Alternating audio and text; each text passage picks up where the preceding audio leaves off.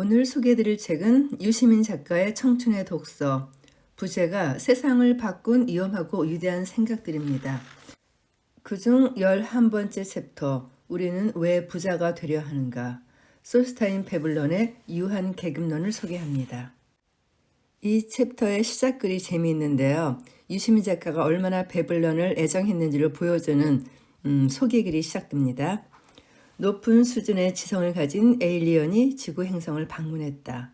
그는 1857년 7월 30일 미 합중국 위스콘신주 어느 시골 농장에 착륙했다.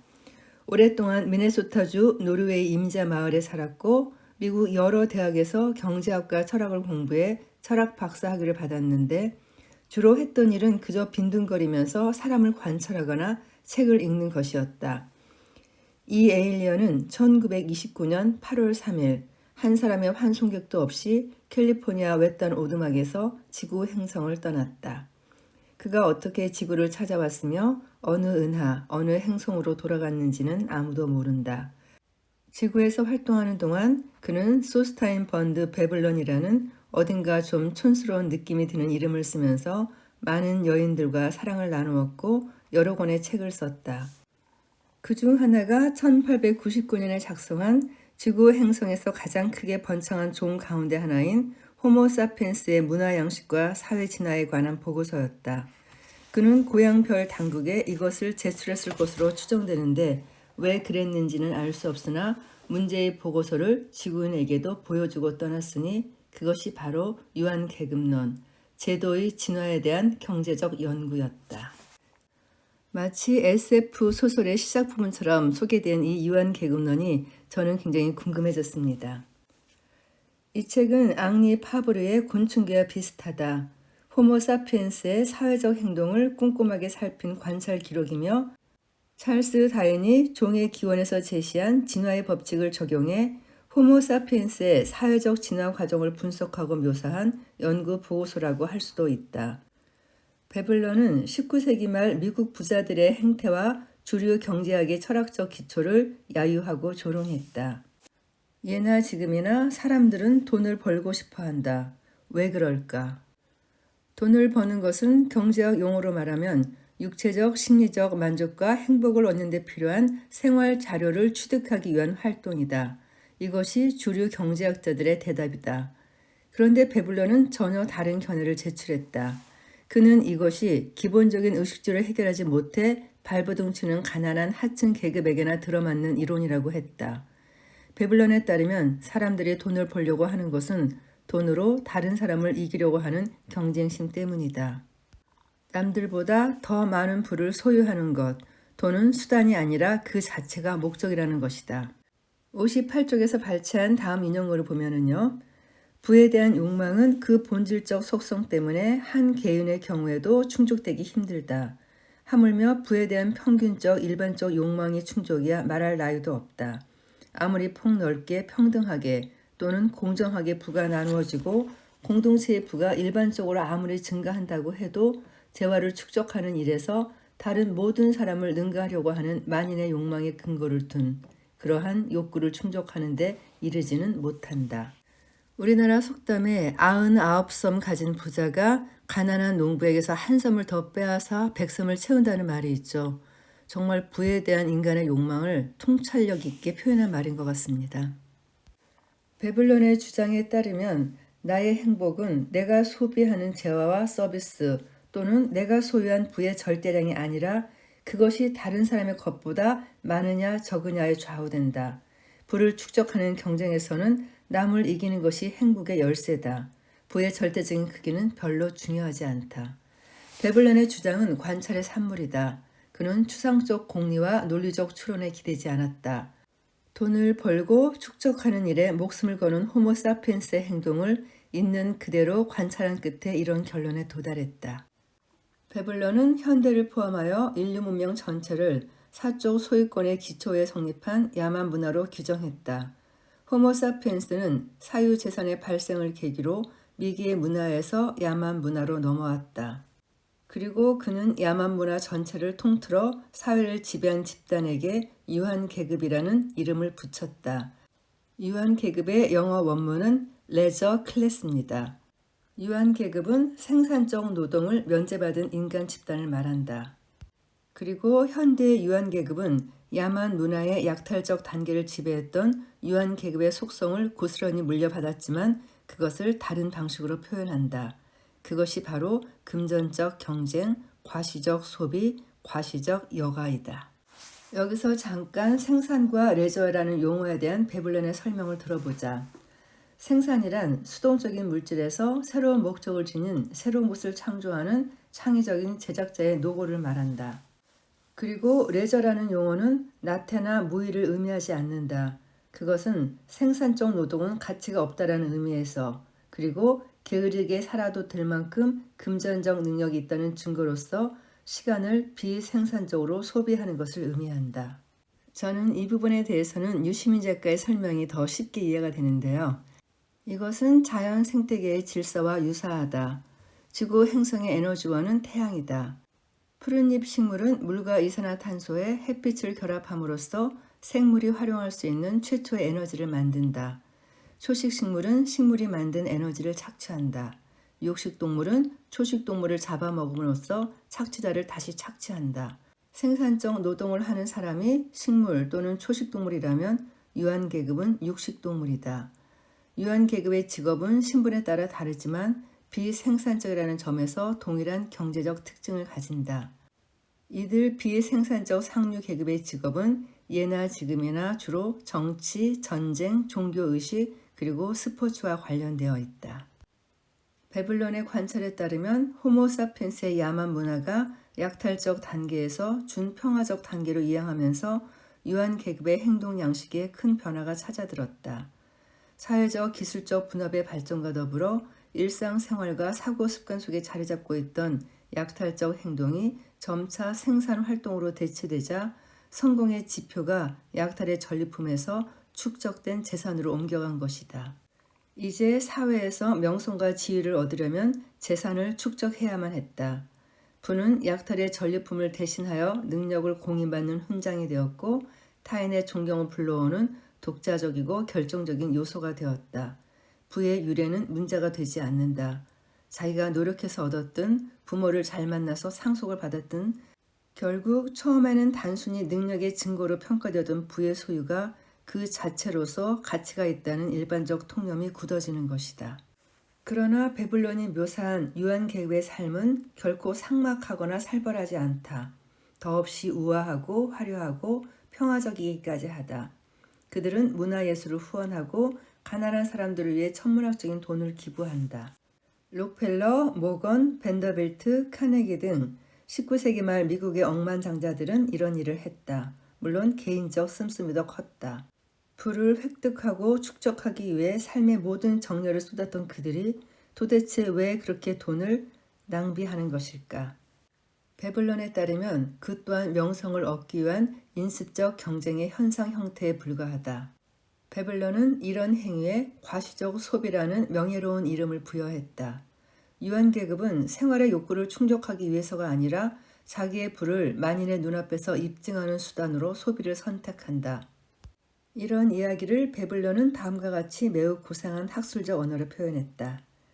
사람들의 존경을 받고 이를 유지하려면 부나 실력을 소유하는 것만으로는 충분치 않다. 그 부와 실력은 반드시 입증되어야만 한다. 따라서 과시적 여가는 시간과 노력의 낭비요, 과시적 소비는 재화의 낭비다. 양자는 모두 부를 과시하는 방법이요, 똑같은 것으로 인정되는 것이 보통이다. 베블론은 유한계급을 비난하지 않았다. 그리고 자기가 사용한 용어, 낭비에 대해 그것이 도덕적 비난을 내포하고 있지 않다는 점을 여러 차례 강조했다. 베블론은 낭비가 그저 기술적 용어일 뿐이라고 하면서도 일상의 언어 생활에서는 그것이 도덕적 비난을 내포한 말로 통용된다는 사실을 인정했다. 흥미로운 것은 그가 그 이후로 인간의 제작 본능을 들었다는 점이다. 베블론은 침략과 약탈, 금전적 교름이 야만 문화 단계의 사회적 인습에 기인한 것인데 반해 제작 본능은 인간이 타고난 것으로 간주했다. 호모사피엔스가 이처럼 건전한 본능을 타고났다는 견해는 그가 유한계급론 전체를 통틀어 인간을 칭찬한 유일한 사례라고 할 수 있다.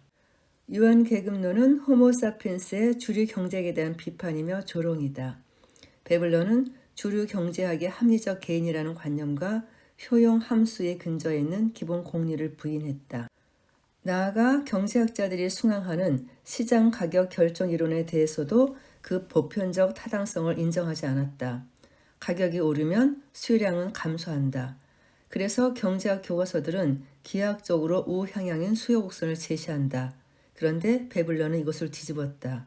과시적 소비를 하는 유한 계급에게는 그 반대가 맞다는 것이다. 유한 계급에게는 가치가 가격을 규정하는 게 아니라 가격이 가치를 결정한다. 이것이 소위 명품의 경제학이다. 베블런의 이론이 적용되는 상품에는 베블런제라는 이름이 붙었다. 경제학에서 말하는 베블런 효과가 그런 거죠. 가격이 비쌀수록 높을수록 더 잘 팔리는 거. 100% 이해가 되죠? 지금까지는 주로 제1장에서 제6장까지 담긴 내용이었고요. 제8장 노동 면제와 보수주의의 내용을 소개하겠습니다.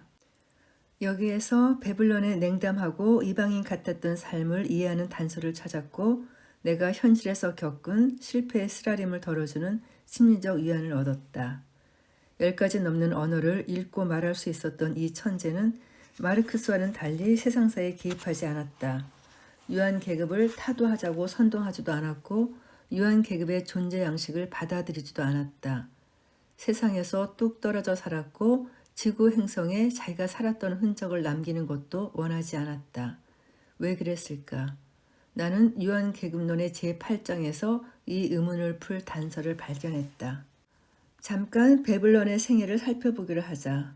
베블런은 보기 드문 기인이었다. 칼튼 대학교에서 경제학을 배우던 시절부터 그는 엉뚱하고 괴팍한 생각을 즐기는 이방인이었다. 외모가 촌스러웠는데도 여자들에게 인기가 많았다. 베블런은 예일 대학교에서 철학 박사 학위를 받고서도 취직을 하지 않고 고향 집으로 돌아가 철학과 정착부터 경제학, 사회학, 인류학, 생물학, 신학 등에 이르기까지 닥치는 대로 읽으면서 무려 7년 동안이나 무의도식했다. 30대 중반이 되어서야 코넬 대학교 경제학부 조교로 취직했고 뒤이어 막 창설된 시카고 대학교 강사가 되었다. 베블런은 이 대학에서 밥을 먹으면서 유한 계급론을 집필했고 이 책이 미국 독서 시장을 휩쓰는 대박을 터뜨리는 바람에 본의 아니게 시카고 대학교의 명성을 드높이는 부작용을 초래했다. 베블런은 보수적인 시카고 대학교에서 손꼽는 비호감 인물이었는데 너무 많은 여인들의 사랑을 거절하지 못한 탓으로 15년 만에 이 학교에서 쫓겨났다. 시카고 대학을 나온 후에는 경제적 궁핍에 시달려 제자들의 도움을 받아야 했다. 순박했던 두 번째 아내는 병으로 세상을 떠났다. 뉴욕에서 자유주의 성향의 잡지사를 운영했지만 그것도 실패했다. 늙음하게 미국 경제학 회장 자리를 제안받았지만 거절했다. 1920년대 중반부터 그는 캘리포니아의 작은 오두막에 틀어박혔다. 책도 읽지 않고 글도 쓰지 않고 들쥐가 드나드는 잡초 우거진 오두막에서 사색에 잠겨 살았다. 친구와 제자들이 찾아와도 반기지 않았고 독자들의 편지를 받아도 답장을 보내지 않았다. 쓰고만 원고는 다 태워버렸다. 그는 지구 행성을 떠날 준비를 하고 있었던 것이다. 그가 혼자 세상을 떠난 뒤 오두막에서 유서가 발견되었다. 어떤 종류의 예배와 의식도 하지 말고 신속하고 값싸게 화장해 주기 바란다라고 썼다. 베블론에게는 미국의 마르크스라는 악명이 붙어 있다. 마르크스는 사회를 대립하는 계급의 통일로 보았다. 그의 세계에는 언제나 투쟁이 진행 중이며 혁명이 준비되고 있다. 그는 부르주아 독재를 타도하는 프롤레타리아트의 계급혁명이 필연적이며 그것이 역사의 진보라고 믿었다. 세계를 해석하는 것이 아니라 변혁하는 것이 중요했다. 이런 맥락에서 보면 마르크스가 혁명의 소용돌이에 몸소 뛰어든 것은 자연스러운 일이었다. 베블런의 세계는 유한 계급과 생산 계급으로 나누어져 있다. 그러나 그의 세계는 매우 안정되어 있다. 여기서는 혁명이 일어나지 않는다. 인습과 제도의 진화가 있을 뿐이다. 보수성은 지배 계급의 전유물이 아니라 모든 인간의 보편적 특성이다. 유한 계급의 규범과 생활 양식은 모든 사람의 삶을 지배하는 명예로운 표준으로 통용된다. 하층 계급은 유한 계급을 타도하기보다 그 일원이 되기를 원하며 그들을 흉내내려고 애쓴다. 사회와 인간을 이렇게 보면 세상의 소란에 신경 쓰지 않고 이방인으로 살다가는 쪽이 자연스럽다. 그는 사회 변화를 설명하는데 진화론을 적용했으며 생물학자와 비슷한 방법으로 인간과 사회를 관찰하고 묘사했다. 그는 유한계급론 171쪽에서 이와 같이 말했다. 다른 종의 생활과 마찬가지로 인간의 사회생활도 생존 경쟁이며 따라서 도태적 적응의 과정이다. 사회 구조의 진화는 제도의 자연 선택 과정이었다.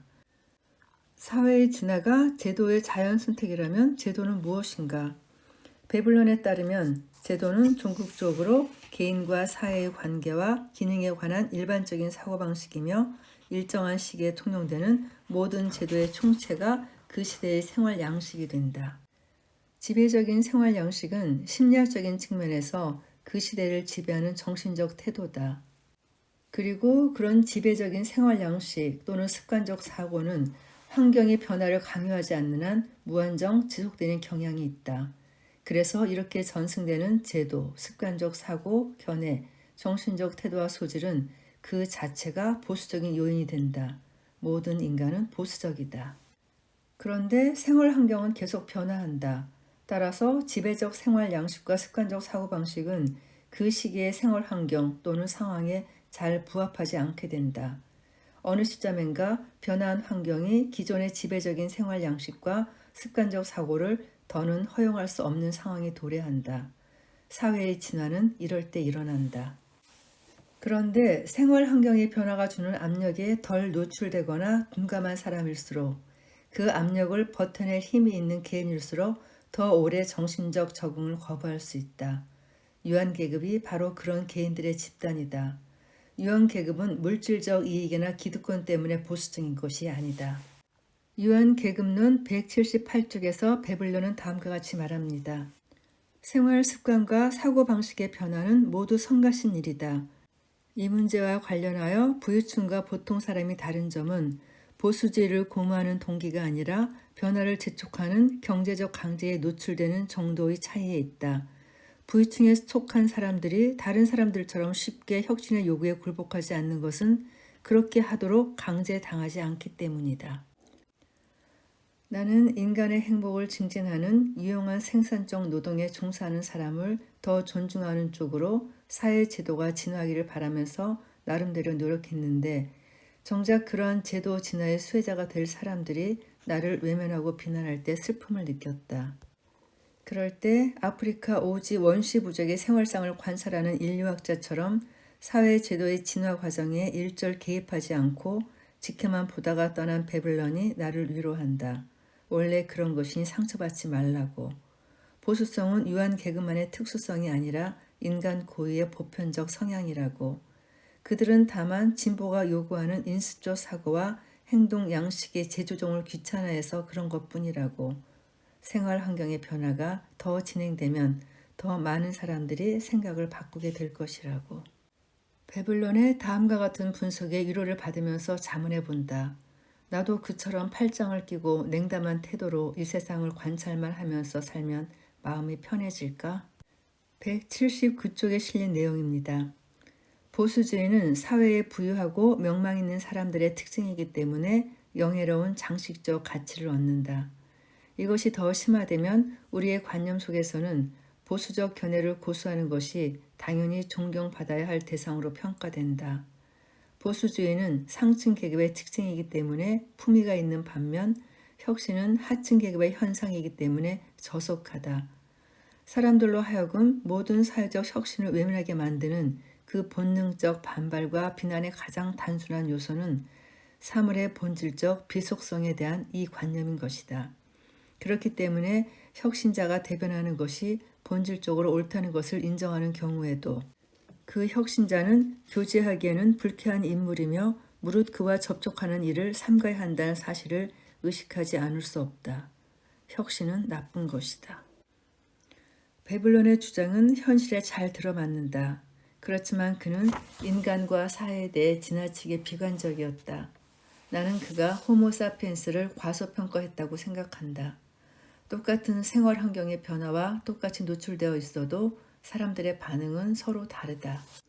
그러면 어떤 사람이 더 유연하게 인식적 사고방식과 행동 양식을 교정하는 수고를 기꺼이 감수하는 것일까? 똑같은 생활 환경의 변화에 노출되어 있다고 해도 자신에 대해, 타인과의 관계에 대해, 사회 제도에 대해 더 넓고 깊게 이해하고 성찰하는 지성적인 사람일수록 더 유연하다고 나는 생각한다. 그래서 두뇌 활동이 활발하고 많이 배우고 다양한 문화를 폭넓게 경험한 사람일수록 더 진보적일 수 있는 것이다. 역사는 문명이 발전할수록 인간의 평균적 지성과 성찰 능력도 더 높이 발전하며 제도의 진화 역시 그만큼 빠르고 수월해진다는 것을 이미 보여주었다. 그런 면에서 저 역시 보수를 존중하지만 진보를 더 좋아합니다. 그리고 유시민 작가가 베블론의 글에서 위로를 받았듯이 저 역시 유시민 작가님의 글에서 큰 위로를 받습니다.